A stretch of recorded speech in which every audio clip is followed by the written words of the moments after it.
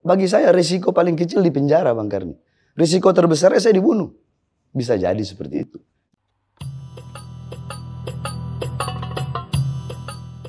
Ketika sidang itu, ketika pledoi, setiap sidang saya, Iya. ketika pledoi itu selalu saya di akhir pledoi saya membacakan. Saya Bahar bin Smith bersumpah demi Allah, selama kedua mata saya masih terbuka untuk melihat kemungkaran dan kezaliman, maka selama itu saya tidak akan pernah tunduk kepada kemungkaran dan kezaliman tersebut. Itu sumpah saya. Saya tidak melawan penguasa. Tidak. Yang saya lawan kezalimannya, ketidakadilannya, kebijakan-kebijakannya yang merugikan rakyat dan mementingkan asing. Itu yang selama ini saya lawan. Untuk apa saya mengambil resiko di penjara? Untuk apa? Bagi saya risiko paling kecil di penjara, Bang Karni. Risiko terbesarnya saya dibunuh. Bisa jadi seperti itu. Dan saya mengambil risiko itu demi apa? Demi Islam, demi bangsa, demi rakyat. Udah berapa kali Habib kena penjara selama ini? Saya masuk penjara kasus Ahmadiyah, saya masuk kasus Mbah Priuk, ke Tanjung Priuk saya masuk karena saya yang pimpin. Kasus Ahmadiyah saya masuk zaman SBY waktu itu. Kasus Demos saya masuk zaman SBY waktu itu. Terus sama yang kasus saya mukul 2 HB palsu. Nah, ini yang perlu saya luruskan. Banyak orang-orang ngomong penganiaya santri. Sekali lagi saya sampaikan, itu bukan santri. Bukan santri, tapi Habib palsu yang menjual-jual nama saya mendapat uang ratusan juta.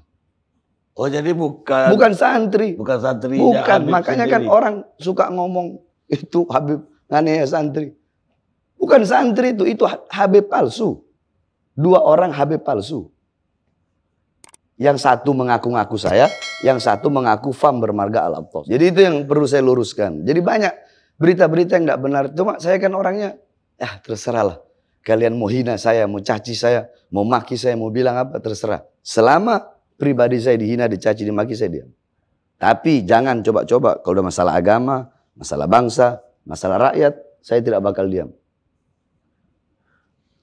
Setelah yang 2 orang itu katanya Habib itu juga... Ya, saya NAP itu nambah lagi kasus. Iya.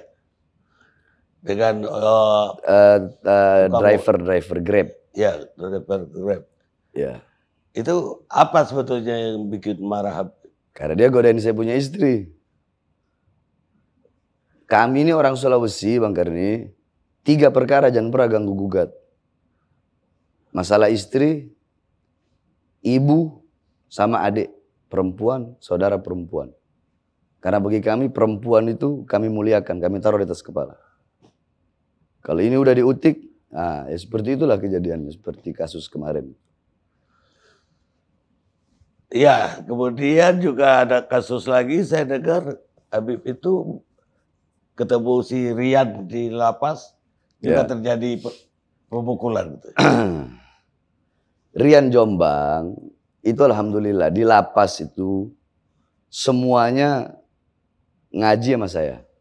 Semua, termasuk Rian Jombang. Rian Jombang ngaji sama saya.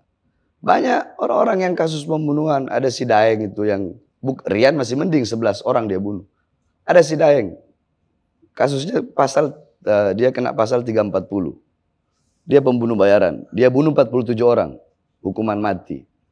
Banyak anak-anak kasus pembunuhan, bandar-bandar narkoba. Dan saya rangkul semua, bukan hanya yang Muslim, yang Hindu, yang Buddha, yang Kristen. Semuanya saya rangkul di lapas. Semuanya. Bahkan di lapas kan ada anak-anak bikin baju itu. Yang Kristen ada yang pakai baju gambar saya, yang Buddha, yang Hindu. Karena mereka tahu saya rangkul semuanya tanpa pilih agamanya, sukunya, rasnya. Mungkin sebelum saya udah menjadi hal yang biasa di lapas itu suku-sukuan. Ada suku ini. Tapi ketika saya masuk, saya rangkul semua. Ngaji sama saya. Nah, saya paling benci khianat, Bang Karni. Nah, Rian Jombang melakukan salah satu pengkhianat, hal yang dimana dia mengkhianati saya. Sehingga menimbulkan... Saya juga kan lagi belajar untuk agar tidak terlalu, lagi belajar sabar lah intinya. Karena saya kan orangnya agak temperamen juga. Tapi alhamdulillah semenjak keluar dari lapas ini udah mendingan. Udah lebih dingin lah. Iya, jadi kemarin ceramah-ceramah saya itu agak lebih dingin dibandingkan dengan yang dulu-dulu. Karena saya belajar sabar, belajar tahan diri. Dan sampai sekarang saya masih belajar agar tidak temperamen. Karena saya temperamen itu sifat jelek. Jadi kalau ada kejelekan dalam diri saya nggak bakal saya benarkan.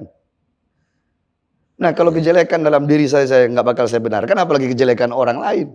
Kan begitu. Iya, iya. Ya.